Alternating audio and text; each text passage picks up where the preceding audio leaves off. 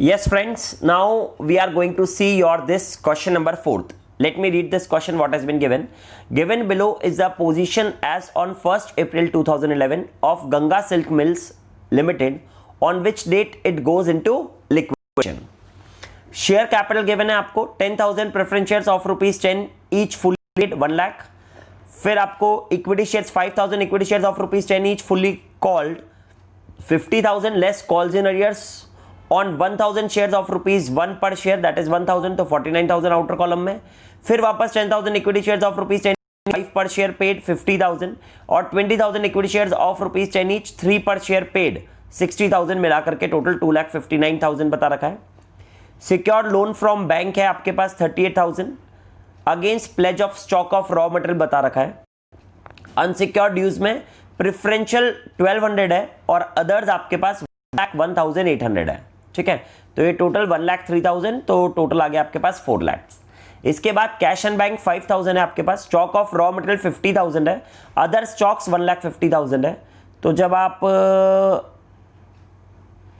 Other stocks 1,50,000 हो गया ना, तो आई बिलीव इन्होंने, ठीक है, अदर स्टॉक 1,50,000 हो गया. ओके, ये थोड़ा सा ऊपर हो गया है. अदर एसेट्स 1,45,000 है और profit and loss account debit balance 50,000 आएगा. ठीक है ना, तो ये थोड़ा सा यहाँ पर ध्यान रखना आप, ये 145 जो है वो अदर एसेट्स है और 50,000 आपके पास प्रॉफिट एंड लॉस का डेबिट बैलेंस है. तो that is how you are going to get, हाँ ये यहाँ से कैश और बैंक से ना, ये वाली चीज स्टॉक ऑफ रॉ मटेरियल. ठीक है, अदर स्टॉक्स, ठीक है, अदर एसेट्स 1,45,000 और प्रॉफिट का डेबिट बैलेंस 50,000 है, तब जाकर के मिलाकर ये 4 लाख हो गया. रियलाइजेशंस वर आपको रियलाइजेशंस बता दिए. Stock of raw material 30,000, other stock 80,000, remaining assets 20,000. The liquidator is entitled to a fixed remuneration of 1,000 plus 3% of the gross amount realised by him. Other costs and charges amounting to ₹11,000. Equity share carry the same right regardless of the amount paid as far as capital repayment is concerned. Show the liquidator's final statement of accounts. तो again I would like to add कि question में हमसे liquidator final statement of account से पूछा है. ठीक है ना, तो अब फ्रेंड्स इस क्वेश्चन में भी अब आप क्या करने वाले हो, तो आई बिलीव सबसे पहले हम वर्किंग नोट्स पर ही चलेंगे. वर्किंग नोट नंबर 1 जब आप बनाओगे तो आपके पास कैश इन हैंड आप लोगे 5,000 का. उस कैश इन हैंड 5,000 में आई बिलीव हम ये सब ऐड कर देंगे. Stock of raw material 30,000, other stock 80,000 और रिमेनिंग एसेट्स 20,000. तो when you will add all this amount, I believe the amount will be 1,30,000. तो 1,30,000 प्लस कैश बैंक 5, 1,35,000 आपके पास टोटल अमाउंट आ गया, और तो कुछ नहीं था. यस, 1,35,000 आपके पास टोटल अमाउंट आ गया. अब आप इस 1,35,000 जो आपके पास टोटल अमाउंट आया,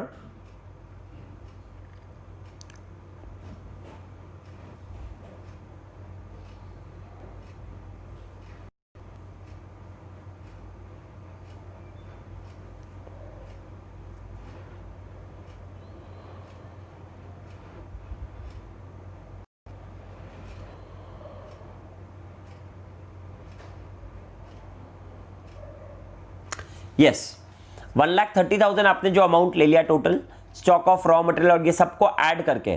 बट इसमें एक बात जो हमें समझनी है ना, क्या समझनी थी कि ये रॉन्ग कैसे हो जाएगा. ये रॉन्ग इसलिए हो जाएगा दोस्त क्योंकि यहां पर सिक्योर्ड लोन फ्रॉम बैंक है, तो against the pledge of stock of raw material. इसका मतलब ये जो स्टॉक है ना वो किसके पास में है, प्लेज किसके पास में, इस चीज का बैंक के पास में. तो इसका मतलब इसको रियलाइज कौन करेगा, बैंक करेगा. जैसे मैंने आपको बताया था कि अगर आपने मेरे को कोई सिक्योरिटी दे रखी है और उसके अगेंस्ट आपने लोन लिया है, तो अगर आपकी कंपनी लिक्विडेट होगी तो वो सिक्योरिटी तो पहले मैं बेचूंगा ना, लिक्विडेट थोड़ी बेचेगा, क्योंकि वो सिक्योरिटी तो मेरे पास में है. तो देयरफॉर आई वांट टू से हम ये ध्यान रखेंगे कि stock of raw material 30,000 is not realised by us, not realised by liquidator, it is realised by bank because it has been given as a security to the bank, therefore it will be realized by bank. तो I believe जब हम यहां पर working note भी बना रहे हैं, आप अगर ऐड करना चाहो तो करना, मगर लिक्विडेटर का रेम्यूनरेशन यहां से नहीं आएगा. ठीक है, और दूसरी बात मैं ऐसा भी बोल सकता हूं कि सिक्योर्ड लोन फ्रॉम बैंक 38 का था, 30,000 उन्होंने रियलाइज कर लिया, तो इसका मतलब 8,000 की अभी भी जो लाइबिलिटी है वो अब अनसिक्योर्ड के साथ चली जाएगी. हाँ, ये वाली बात तो मैंने आपको पहले भी बता रखी थी. ठीक है, तो जब आप हम इसको बनाएंगे तो आप चेक करोगे तो 5,000 लोगे, 80,000 लोगे और 20,000 लोगे, तो आपके पास 1,05,000 आ जाएगा। जब आपके पास ये 1,05,000 आ गया तो अब हम इसमें से क्या माइनस करते हैं, तो आई बिलीव हम इस सब में से माइनस करते हैं सबसे पहले legal expenses, but legal expenses आपके पास क्वेश्चन में नहीं है तो वो तो नहीं आएंगे। फिर आप क्या माइनस करते हो, liquidator's remuneration. When I will talk about liquidator's remuneration तो 1,000 plus 3% of the gross amount realise by him, तो उसने कितना रियलाइज करा, 1 लाख, तो 1 लाख का 3% विल बी 3,000 और 3,000 प्लस 4,000 रुपीज आप लिक्विडेटर को रेम्यूनरेशन दे दोगे। Once you will give that 4,000 liquidators remuneration, तो उसके बाद आप साथ में माइनस करोगे लिक्विडेशन चार्जेस, दैट इज 11,000, तो that is what you will subtract, तो 11,000 भी आप लेस कर दोगे। Once you will subtract that, तो अब आपके पास देखो 1,05,000 था टोटल, उसमें से 4 और 11 ये लेस कर दोगे तो 90,000 आपके पास बच जाएगा, 90,000 बच जाएगा। अब हम इसमें से क्या लेस करेंगे, तो आई बिलीव अब हम नॉर्मली लेस करते हैं सिक्योर्ड क्रेडिटर्स, राइट, बट अभी मैंने सिक्योर्ड क्रेडिटर्स यहां पर नहीं लिया क्योंकि मैंने 30,000 को ऐड भी नहीं करा था, तो मैं यहां पर 30,000 लेस भी नहीं करूंगा। अगर मैं उसको ऐड करता, ऊपर ही मैं ऐड करता, तो यहां पर मैं सिक्योर्ड क्रेडिटर्स भी लिख सकता था, बट मैंने आपको अभी क्यों नहीं लिखवाया, क्योंकि वो आपके बैंक के पास था, तो आप गलती से रेम्यूनरेशन लेते टाइम उसको ऐड नहीं कर दो, इसलिए मैंने आपको वो नहीं लिखवाया, ठीक है ना।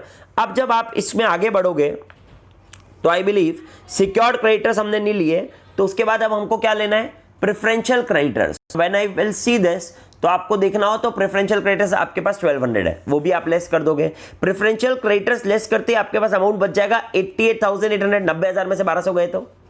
फिर उसके बाद हम किसको माइनस करते हैं, हम माइनस करते हैं लाइबिलिटीज विथ फ्लोटिंग चार्ज को। तो अगर आप इसमें चेक करोगे क्वेश्चन में, तो आई बिलीव यहां पर कोई आपके पास liabilities with the floating charge नहीं है, तो वो भी लेस करने का जरूरत नहीं है, डैश कर देंगे हम उसकी जगह। लाइबिलिटी विद फ्लोटिंग चार्ज को लेस करने के बाद आप किसको लेस करते हो, आप करते हो अनसिक्योर्ड क्रेडिटर्स को। अब जब मैं बात करता हूं अनसिक्योर्ड क्रेडिटर्स की, तो यहां पर अदर्स है 1,01,800 प्लस आपके पास साथ में और कौन सा अमाउंट है, तो आई बिलीव अब आपके पास इसके बाद साथ में अमाउंट है, आपके पास इसके साथ में अमाउंट आएगा जो ये सिक्योर्ड लोन फ्रॉम बैंक का अनसिक्योर्ड अमाउंट 8,000 बचेगा, बट आपके पास ये तो दोनों अमाउंट देने के लिए पैसे ही नहीं है। If you will check, you are having 88,800 rupees, but आपको पे तो पूरे टोटल ये वाले करने हैं ना। एक मिनट हाँ दोस्त,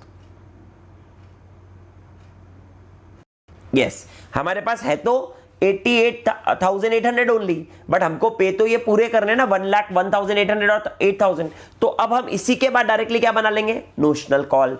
अब जब हम नोशनल कॉल बनाएंगे तो पहले तो हमें ये 1 रुपीज का कॉल्स इन अरियर्स मिलेगा, तो 1,000 इंटू 1,000 रुपीज का कॉल्स इन अरियर्स आ गया आपके पास।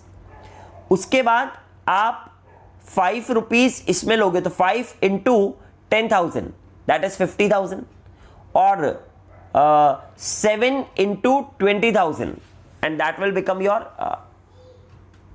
7 into 20,000 will become 1,40,000। तो आई बिलीव जब आप ये पूरा अमाउंट ले लोगे तो आपके पास आप 1,000, 50,000 और 1,40,000 आ गया, तो इन सब ऐड करेंगे तो 1,91,000 हमारे पास आ चुका है।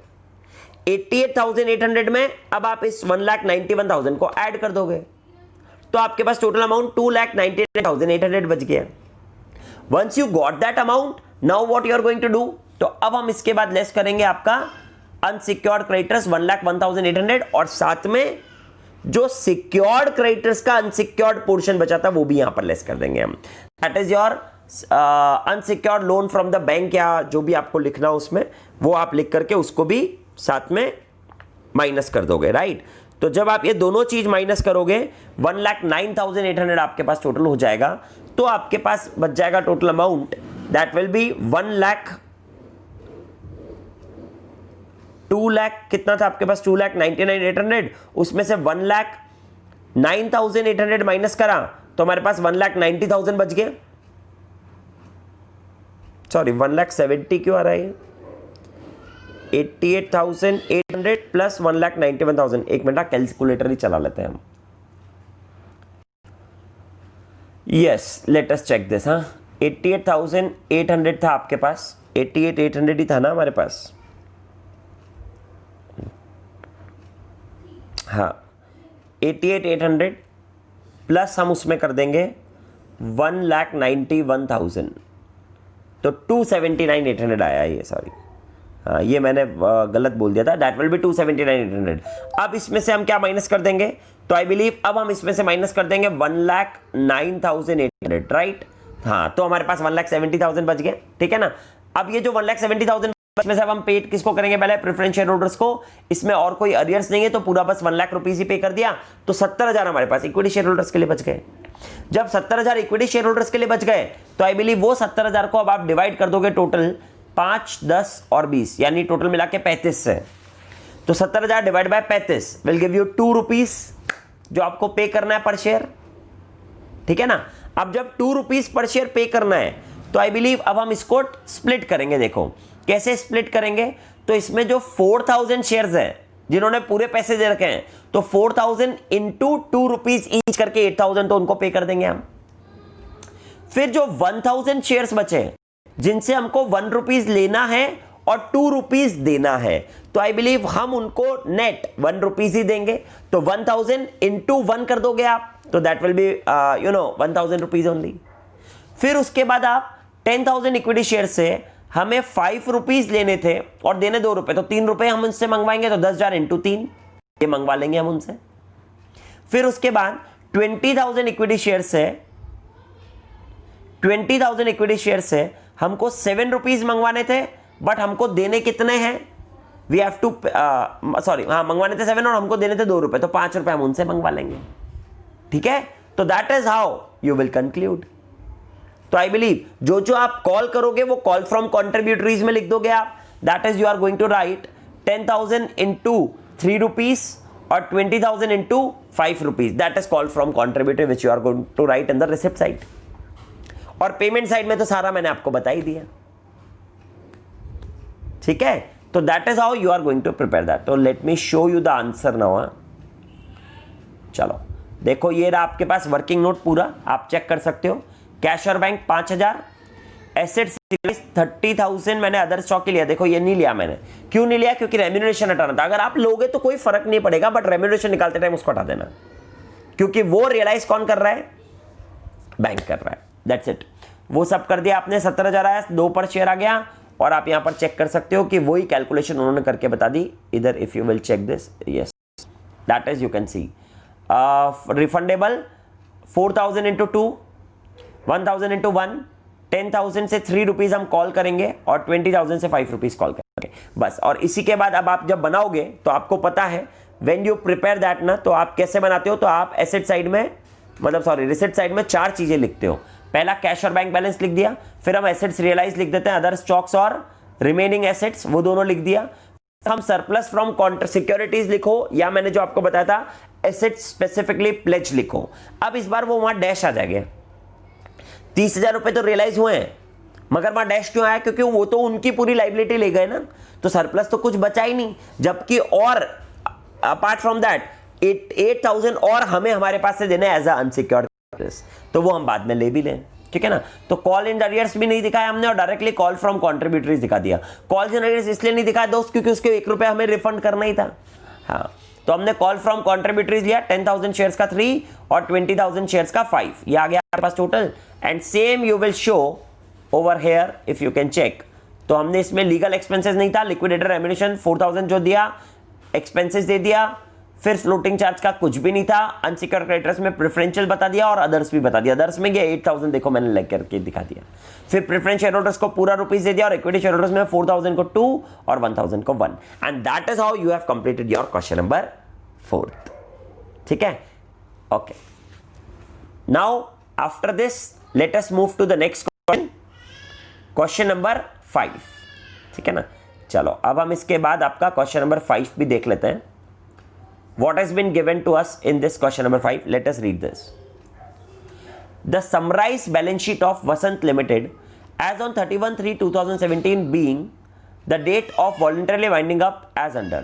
Share capital हमें given है, issued 10% preference shares of ₹10 each 1,50,000, 10,000 equity shares of ₹10 each fully paid 1 lakh, 5,000 equity shares of ₹10 each 8 per share paid up 40,000, 13% debentures 1,50,000, mortgage loan 70,000, bank overdraft that is 30,000, trade creditors 38,000, Income tax arrears assessment concluded on February 2017. 25,000 has been given. Land and building, sundry current assets, profit and loss account, debentures, issue expenses written off. I hope that is your one type of deferred revenue expenditure. 2,000 rupees given है. Mortgage loan was secured against land and building. ये जो mortgage loan है वो land and building के against secured था. Debentures were secured by the floating charge on all the assets. Company was unable to make the payment and therefore the debenture holders appointed a receiver for the debenture holders. ये क्या होता है वो मैं आपको समझाऊंगा अभी, right? Okay. He bought the land and building. He bought the land and building to auction and realized 1,60,000. He also took charge of sundry assets of value. Wait a minute. Yes.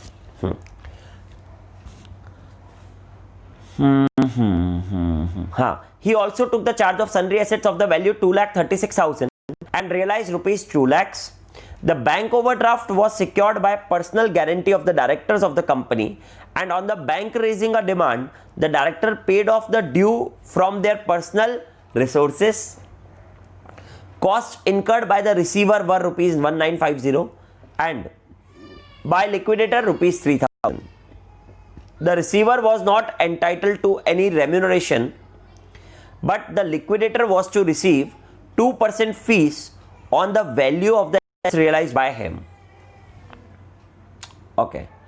Preference shareholders have not paid dividend for period after 31st March 2015. तो इसका मतलब 2 साल का arrears हो गया. And interest for the last half year was due to the debentures holders.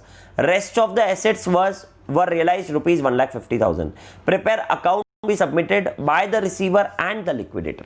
तो दोस्त receiver क्या होता है, ठीक है ना? रिसीवर का मतलब क्या होता है? समटाइम्स यू नो, हाँ, रिसीवर क्या होता है और आपका यू नो लिक्विडेटर. तो लिक्विडेटर तो आप सबको पता है. अब मैं सेम बात करता हूं रिसीवर के लिए. तो रिसीवर क्या होता है ना दोस्त, समटाइम्स जो हम हमारी लाइबिलिटीज होते हैं, डिबेंचर होल्डर्स होते हैं, बैंक होता है, बैंक लोन होता है, क्रेडिटर्स होते हैं. तो I want to say anybody can ask the company, उनका पेमेंट नहीं हो रहा है तो they can ask the company that they want to appoint their own receiver, और वो रिसीवर उनके अमाउंट को, डिबेंचर होल्डर्स के अमाउंट को, जितना भी ड्यू है, जब तक के सारे प्रोसीजर्स को करता हुआ फिर वो उनका अमाउंट लेकर के जो बचेगा वो फिर लिक्विडेटर को दे देगा. तो समटाइम्स हमारे क्रेडिटर्स ही किसी एक रिसीवर को अपॉइंट करते हैं. रिसीवर का मतलब उनकी लाइबिलिटी के अमाउंट को जो रिसीव कर लेगा, मगर इससे आपके लीगल ऑर्डर ऑफ पेमेंट में कोई फर्क नहीं आएगा. बस ये है कि रिसीवर जैसे डिबेंचर होल्डर्स ने लगाया तो क्या होगा, डिबेंचर होल्डर्स के ऊपर तक का जो भी पेमेंट है वो सब रिसीवर करता हुआ आएगा. फिर वो क्या करेगा, वो डिबेंचर होल्डर्स का पेमेंट करने के लेने के बाद जितना अमाउंट और बच जाएगा वो अमाउंट वो लिक्विडेटर को दे देगा. रिसीवर का रेम्यूनरेशन कंपनी कभी बेयर नहीं करेगी, क्योंकि कंपनी ने थोड़ी अपॉइंट करा है. आज आप कोई पर्सन को अपॉइंट करके लाओगे तो उसका कंपनी थोड़ी देने वाली है. कंपनी तो सिर्फ लिक्विडेटर का रेम्यूनरेशन देती है. रिसीवर का रेम्यूनरेशन कौन देगा? तो जो अपॉइंट कर रहा है वही देगा. उससे हमें मतलब ही नहीं, because we are preparing the liquidator statement of accounts of the company. बस जैसा रिसीवर कर रहा है वो सब भी हमें अकाउंट में तो बताना पड़ेगा. That we will show. अब मगर जो रिसीवर के एक्सपेंसेस हैं वो कंपनी को पे करने ही पड़ेंगे, क्योंकि वो एक्सपेंसेस तो चाहे कोई भी करता, that expenses are going to incur ना. वो तो लिक्विडेटर भी कोई एसेट को सोल्ड करेगा तो भी एक्सपेंस होंगे, तो वो तो देने ही पड़ते हैं. तो therefore expenses will be paid by the company but not the remuneration. Remuneration of receiver will be paid by the person who is appointing that person. Debenture holders appoint करें तो वो पे करेंगे, ठीक है ना. तो अब ये बनता वैसे ही बहुत सिंपल है. जैसे आप अभी नॉर्मल अकाउंट्स बना रहे हो ना, वैसे के वैसे ही जैसे अभी आप नॉर्मल अकाउंट्स बना रहे हो वैसे के वैसे ही आपको बनाना है. इसमें कोई डिफरेंस नहीं आएगा. बस कैसे बनाएंगे, let me tell you that now, है ना. अब मैं आपको बताता हूं वो अब हमें करना कैसे है ये. तो पहले अब हम किसने अपॉइंट करा है? डिबेंचर होल्डर्स ने, ठीक है. एक मिनट यार, हाँ, किसने अपॉइंट करा है? डिबेंचर होल्डर्स ने. अगर डिबेंचर होल्डर्स ने अपॉइंट करा है तो आई बिलीव अब हम एक वर्किंग नोट पे या अलग से लिक्विडेटर स्टेटमेंट तो बनाने, लिक्विडेटर स्टेटमेंट तो आपका आंसर आना ही आना है, मगर रिसीवेबल स्टेटमेंट भी वैसे ही बनेगा, रिसिप्ट्स अमाउंट, पेमेंट अमाउंट, और वो कब तक का बनेगा, डिबेंचर होल्डर्स तक का। वो कैसे बनेगा वो भी मैं आपको शो करता हूं, समझाता हूं, ठीक है। चलो तो let us first read this. हाँ, मगर आप बात समझ गए ना रिसीवर की, पहले मैं समझाता हूं वापस से। रिसीवर कोई भी लाइबिलिटी क्रेडिटर या कोई भी क्रेडिटर रिसीवर को अपॉइंट करेगा। कौन देगा उसका रेम्यूनरेशन? जो पर्सन अपॉइंट कर रहा है वही देगा। कंपनी देगी क्या? नहीं देगी। कंपनी सिर्फ क्या पे करेगी रिसीवर के लिए? उसके एक्सपेंसेस पे करेगी। बाकी और सब चीज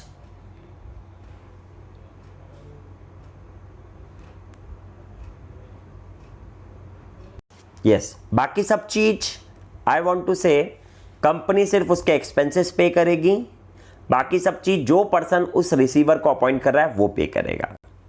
आपको क्या करना है, जब भी जिस भी पर्सन ने रिसीवर को अपॉइंट कराया उससे पहले तक के लीगल ऑर्डर ऑफ पेमेंट को फॉलो करते हुए वहां तक रिसीवर के अकाउंट में आएगा और उसके बाद लिक्विडेटर के पास जाएगा। बस लिक्विडेटर एक्सपेंसेस और वो सब बाद में आ जाएंगे लिक्विडेटर के स्टेटमेंट ऑफ अकाउंट्स में, ठीक है ना। रिसीवर सिर्फ अपने डिबेंचर होल्डर्स तक के अमाउंट को रिसीव करके जो भी पैसा बचेगा वो हैंड ओवर कर देगा आपके लिक्विडेटर को।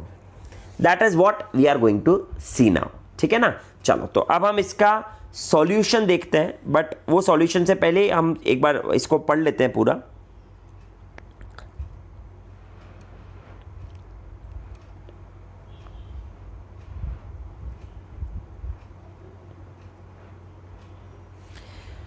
यस, नाउ आई बिलीव, अब हम पढ़ते हैं पहले जब इसमें, तो देखो इसमें रिसीवर को जब अपॉइंट करा, देखो ये रहा, the company was unable to make the payment and therefore debenture holders appointed receiver for the debenture holders, ठीक है ना।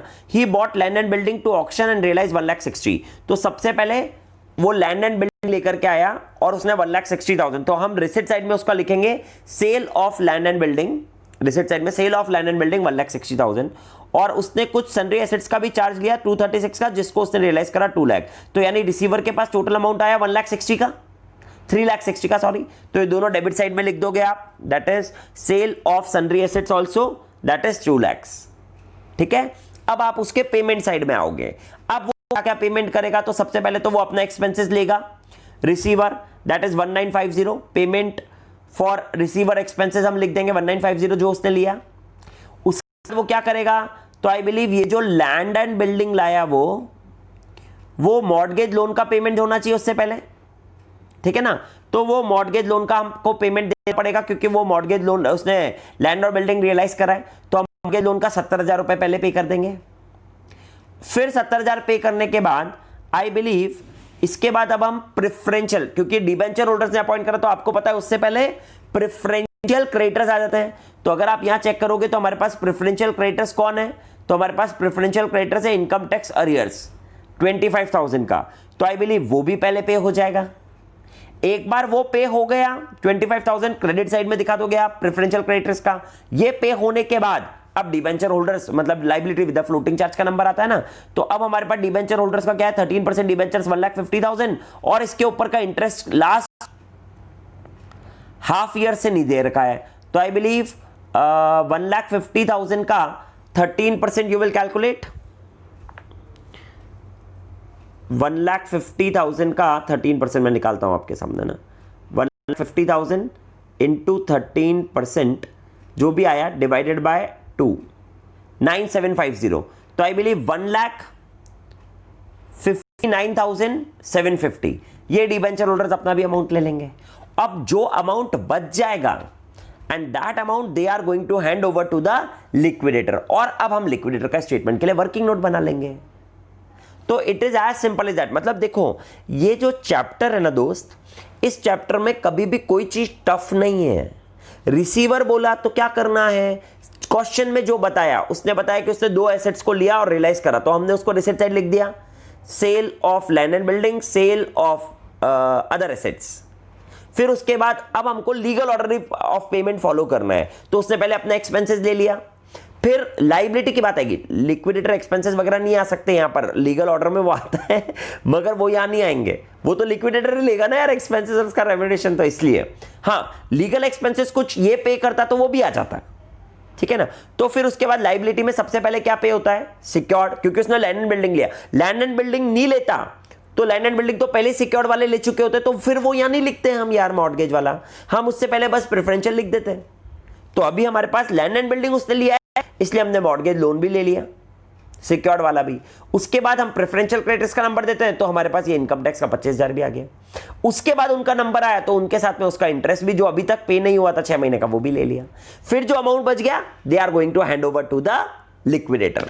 तो आई बिलीव अगर आपको अमाउंट चेक करना हो तो मैं आपको बता देता हूं, वैसे मेरे पास है, मैं आपको अमाउंट बता देता हूं जो बचेगा, दैट विल बी 1,03,000 सॉरी हाँ 1,03,300 रुपीज आपके पास बच जाएंगे, ठीक है। ये अमाउंट वो अब हैंड ओवर कर देगा किसको, लिक्विडेटर को। अब जब वो ये अमाउंट लिक्विडेटर को हैंड ओवर कर देगा तो अब हम वर्किंग नोट 1 से स्टार्ट कर देंगे। तो अब जब आप वर्किंग नोट स्टार्ट करोगे तो कहां से स्टार्ट होता है वर्किंग नोट नंबर 1, सबसे पहले हम कैश और बैंक बैलेंस लेंगे। तो यहां पर हमारे पास cash cash cash cash cash नहीं है, हाँ तो we are not going to take that cash, cash तो हमारे पास कुछ है ही नहीं, ठीक है ना। हम डायरेक्टली क्या लिखेंगे कैश के बाद, कैश और बैंक बैलेंस डैश करके। अच्छा हाँ, अगर ये कैश बैंक बैलेंस होता भी सही तो आई बिलीव वो पहले अमाउंट कौन ले लेता, वो पहले रिसीवर ही ले लेता। तो अभी डायरेक्टली लिखेंगे अमाउंट रिसीव फ्रॉम रिसीवर 1,03,300 जो हमारे पास आया। उसके बाद हमको बताया कि rest of the assets were realise 1,50,000, तो इसका मतलब ये हमने रियलाइज करें तो हम लिख देंगे एसेट्स रियलाइज 1,50,000। ये हमारे पास टोटल अमाउंट हो गया। इस माइनस करेंगे लीगल एक्सपेंसेस जो कि अभी नहीं है। उसके बाद हम माइनस करेंगे लिक्विडेटर्स रेम्यूनरेशन और लिक्विडेटर एक्सपेंसेस। तो पहले लिक्विडेटर रेम्यूनरेशन के बारे में क्या बताया था, 2% of the value of the asset realise by him. तो उसने तो 1,50,000 रियलाइज करा है, तो 1,50,000 का 2% आप दे दोगे 3,000 रुपए, और उसका खर्चा कितना था, उसका खर्चा भी 3,000 रुपए था। तो वो दोनों हम माइनस कर देंगे 3,000 रुपए। तो आपके पास 2,49,300 अमाउंट बच जाएगा। जब आपके पास ये अमाउंट बच गया तो अब हम इसमें से क्या लेस करेंगे, तो आई बिलीव हमारा प्रेफरेंशियल क्रेडिटर्स भी पेमेंट हो गया और डिबेंचर्स वाला भी पेमेंट हो गया। तो नाउ वी हैव टू पे टू द अनसिक्योर्ड क्रेडिटर्स। तो अब जब आप अनसिक्योर्ड क्रेडिटर्स पर आओगे तो आई बिलीव अनसिक्योर्ड क्रेडिटर्स क्या क्या बचा, एक तो बैंक ओवरड्राफ्ट 30,000 का और एक आपके पास 38,000 का ट्रेड क्रेडिटर्स, ये दोनों को ही पेमेंट करना है अब आपको। तो आप इन दोनों को पेमेंट कर दोगे, मॉर्गेज लोन पूरा पेड हो ही चुका था, तो आप इन दोनों को पेमेंट कर दोगे।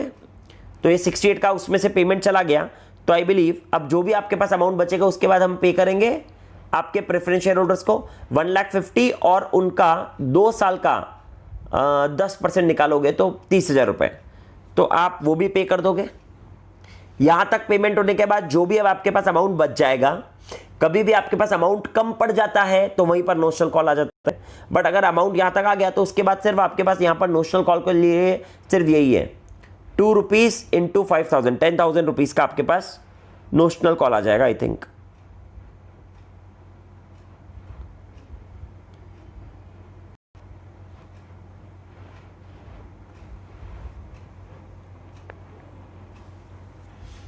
आ जाएगा ना, ये 5,000 इंटू 8 पर शेयर पेड अप था ना, तो आप इसको 2 रुपीज और ले लोगे ना, तो दैट इज 5,000 इंटू 2,000 आपके पास आ गया नोशनल कॉल का। यस तो आपके पास टोटल अमाउंट हो जाएगा जो भी बचा, फिर आप उसको डिवाइड कर दोगे 15,000 से। Once you will divided by 15,000 तो आई बिलीव आपके पास अमाउंट पता पड़ जाएगा। और जैसे आपके पास अमाउंट पता पड़ गया तो आप वापस से वही कर दोगे, किसको कितना रुपीस देना है, 10,000 को देना है, 5,000 को देना है, that you can calculate very easily. And that is how you have completed your this question number 5 also. I believe अब आपको आंसर दिखाया तो चलो मैं पहले, yes let us check the answer now. सबसे पहले तो आई बिलीव अगर आप चेक कर सकते हो तो ये रहा आपके पास रिसीवर स्टेटमेंट ऑफ अकाउंट्स, ठीक है ना। Sale of land and building जैसे मैंने आपको बताया और जैसा मैं आपको दिखा रहा था, दिस हैज बीन गिवन। और 20,000 ये जो आपने बेचा 3,60,000 आ गया, पेमेंट साइड में रिसीवेबल एक्सपेंसेस आ गए, मॉर्गेज लोन आ गया, दिस आ गया, दिस आ गया। आप चेक करना, ये आपके सॉल्यूशन मैंने सब कुछ दे रखा है ना। उसके बाद हमने ये लिक्विडेटर का स्टेटमेंट मतलब वो वर्किंग नोट भी बना लिया।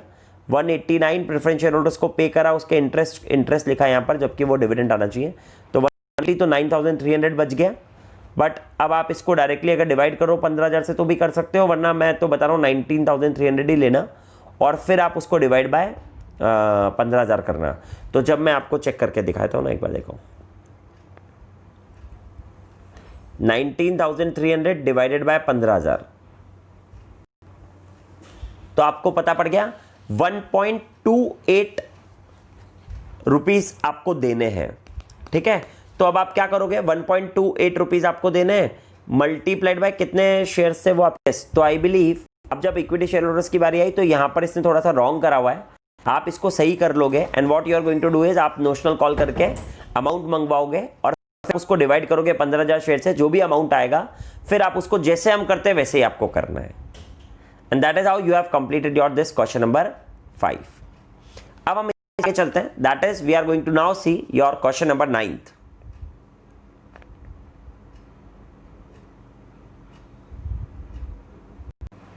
Let us read this question number 9th now.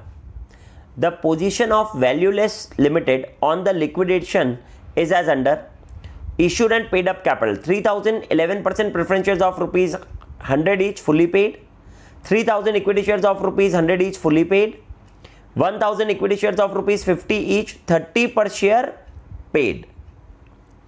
Calls in arrears are 10,000 and calls received in advance 5,000.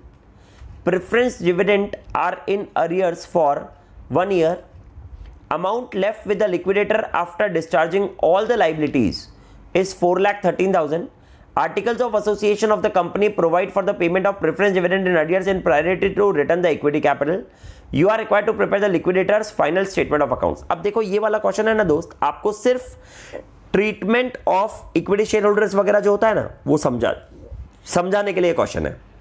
अब अगर आप इस क्वेश्चन में चेक करोगे ना तो यहां पर हमारे पास है ना 2 टाइप के इक्विटी शेयर्स है, एक जो 100 ईच फुल्ली पेड है और एक हमारे पास 50 ईच वाला है, मतलब उसका फेस वैल्यू ही 50 है। तो अब हमको अभी तक के सारे क्वेश्चंस में क्या होता था कि फेस वैल्यू तो सेम होता था, इसलिए हम नोशनल कॉल करके सब काम कर लेते थे। अब हमको यहां पर बस यही डिफरेंस है कि आपको पहले सारे शेयर्स का फेस वैल्यू सेम करना है। तो अगर मैं सारे शेयर्स का फेस वैल्यू सेम करने जाता हूं तो मेरे पास 2 ऑप्शन आ गए कि एक तो मैं 100 रुपीज वाले को 50 में बना दूं या फिर मैं 50 वाले को 100 में बनाऊं। बट 50 वाले को 100 में इसलिए नहीं बनाना चाहिए क्योंकि इसमें 30 रुपीज ही पर शेयर अभी तक पेड है, तो मेरे को उसका नोशनल कॉल तो मेरे को 20 रुपीज निकालना ही पड़ेगा एज पर 50 ओनली। तो I can convert but it will be easy for us to convert the fully paid of 100 rupees shares. So what I want to say over is 3,000 equity shares of 100 each fully paid is giving you 3 lakh rupees ना, तो मैं इसको equivalent 6,000 equity shares at the rate of rupees 50 each बोल सकता हूं ना। For our calculation purpose equivalent कर रहा हूं मैं भी, बाद में करेंगे तो पूरे 3,000 का ही नाम से, बट इक्विवेलेंट पहले मैंने कन्वर्ट कर दिया क्योंकि यहां पर 2 टाइप की फेस वैल्यूज थी। तो मेरे को एक फेस वैल्यू को दूसरी फेस वैल्यू के पहले बराबर तो लाना पड़ेगा ना, इक्विवेलेंट नंबर तो निकालने पड़ेंगे ना नंबर ऑफ शेयर्स के लिए, तभी तो मैं लास्ट में जब मैं डिवाइड करता हूं जब भी तो टोटल नंबर ऑफ शेयर से करता हूं। बिना उसके भी कर सकते हैं सब कुछ, बट ये आसान तरीका है। देखो अब मैं आपको समझाता हूं, फिर अब हम आगे क्या करेंगे। तो मैं बोल सकता हूं कि अब मेरे पास 3,000 ऑफ 100 ईच की जगह मैं उसको बोल दिया 6,000 at the rate of 50 each, तो इसका मतलब वो 3 लाख ही हो गया। तो 6,000 प्लस 1 7,000 मेरे पास टोटल इक्विटी शेयर्स हो गए। ये समझ में आ गया। चलो अब मैं आगे बढ़ता हूं। अब क्वेश्चन में ये बताया है कि आपके पास है ना प्रेफरेंस शेयर कैपिटल तो है ही से, कॉल्स इन अरियर्स है, कॉल्स इन एडवांस है, preference dividend are in arrears for 1 year, ये भी बता दिया। Amount left with the liquidator after discharging all the liabilities इतना। हाँ ठीक है, तो पहले आप यहीं से स्टार्ट करोगे 4,13,000 से, इसमें से हम 3,30,000 क्योंकि 3 लाख तो ये हो गया और इसका 33,000 सॉरी 11% निकालोगे ना, 3 लाख कहां, तो 33,000, तो 3,33,000 पहले हम इसमें कर देंगे। तो 3,33,000 लेस कर दिया आपने 4,13,000 में से। फिर जो भी बचा इसमें अब हम कॉल्स इन अरियर्स का 10,000 ऐड करेंगे क्योंकि वो हमें मिलेगा, और calls in received in advance को 5,000 को पहले हम लेस कर देंगे। Once you will do that also, अब आपके पास जो भी अमाउंट आया, आई बिलीव वो पूरा का पूरा अमाउंट किससे आया है? इक्विटी शेयर होल्डर्स के लिए। और हाँ, और अब आप इसमें नोशनल कॉल भी मंगा सकते हो 20 रुपीज पर शेयर पेड का, ठीक है? यस यस, तो अब हम नोशनल कॉल भी मंगवा लेंगे आपका, है ना? नोशनल कॉल को 20 रुपीज इंटू 1000 शेयर्स करके नोशनल कॉल का भी अमाउंट आप ऐड कर दोगे तो टोटल अमाउंट आ जाएगा। वो जो टोटल अमाउंट आएगा उसको अब हम डिवाइड कर देंगे। हमारे पास नंबर ऑफ इक्विटी शेयर्स कितने हो गए? हमारे पास हो गए 7,000 इक्विटी शेयर से डिवाइड करा तो आपको पर शेयर जो 50 रुपीज है ना, उसके अगेंस्ट का अमाउंट पता पड़ेगा कि पर शेयर पे कितना करना है। और अगर हमें 50 रुपीज के अगेंस्ट जितना पे करना है तो 100 रुपीज का होगा तो कितना पे करना है वो हम निकाल देंगे, फिर इक्विवेलेंट डबल कर देंगे उस अमाउंट को, and that will be the solution which you are going to see now. ठीक है, मैं समझा देता हूं आपको भी वापस से पूरा, देखो सॉल्यूशन के साथ समझाता हूं मैं आपको, है ना। सबसे पहले मैंने क्या करा इस क्वेश्चन में, अगर आप चेक करोगे तो what I did in the beginning is I have taken this thing. देखो 3000 equity shares of 100 each fully paid 3 lakh था, तो मैंने उसको 6000 इक्विटी शेयर्स ऑफ 50 ईच करके 3 लाख करा, ताकि मेरे पास fully paid equity shares are converted for calculation. तो 6000 इंटू 50 3 लाख और 1000 इंटू 50 तो 50,000 थे ही सही मेरे पास, तो मेरे पास टोटल 7000 शेयर 50 रुपए फेस वैल्यू के आ गए। यहां तक समझा। फिर मैंने देखो ये वर्किंग नोट बनाया, कैश और बैंक इतना था, इसमें से प्रेफरेंस शेयर होल्डर्स का 3,33,000 माइनस करा, फिर मैंने कॉल्स एंड अरियर्स को ऐड कर दिया जो मेरे को लेना है, और मैंने कॉल्स एंड एडवांस को लेस भी कर दिया। वंस आई डिड दैट, एक बार जब मैंने ये कर दिया तो फिर मैंने इक्विटी शेयर होल्डर्स के लिए जो भी अमाउंट बचा उसमें नोशनल कॉल ऐड करा। एक बार नोशनल कॉल ऐड करा तो मेरे पास टोटल अमाउंट आ गया इक्विटी शेयर होल्डर्स के लिए। इसको मैंने डिवाइड कर दिया 7000 से, तो मेरे को पता पड़ गया 15 रुपए पर शेयर पे करना है मुझे, डीपे करना है when face value is 50। But अगर फेस वैल्यू अब 100 हो जाएगा तो 15 की जगह वो 30 हो जाएगा, तो 3000। देखो अब आगे भी बता दिया मैंने, एक्चुअल रिफंड कितना करना है, फेस वैल्यू 100 हो गया तो रिफंडेबल अमाउंट 30 हो गया। तो जब 3000 पर 30 रुपए, मेरे को 90,000 रुपए तो रिफंड करने ही है, और 1000 शेयर्स पे मेरे को 20 रुपए मंगवाने थे और 15 रुपए देने थे, क्योंकि वो 50 रुपए वाला था, तो 15 रुपए मुझे देने थे, तो मेरे को नेट उनसे 5 रुपए मंगवाने पड़ेंगे। तो 1000 इंटू 5 5000 आ गया। अब मैंने ये लिक्विडेटर स्टेटमेंट ऑफ अकाउंट्स बना दिया, that is cash and bank लिख दिया मैंने, जो लिक्विडेटर ऑल लायबिलिटीज बचा। फिर कॉल जनरेटर 10,000 का मंगवाया, और फिर कॉल फ्रॉम कॉन्ट्रीब्यूटरीज में मैंने 1000 इंटू 5 रुपए करके 5000 मंगा लिया।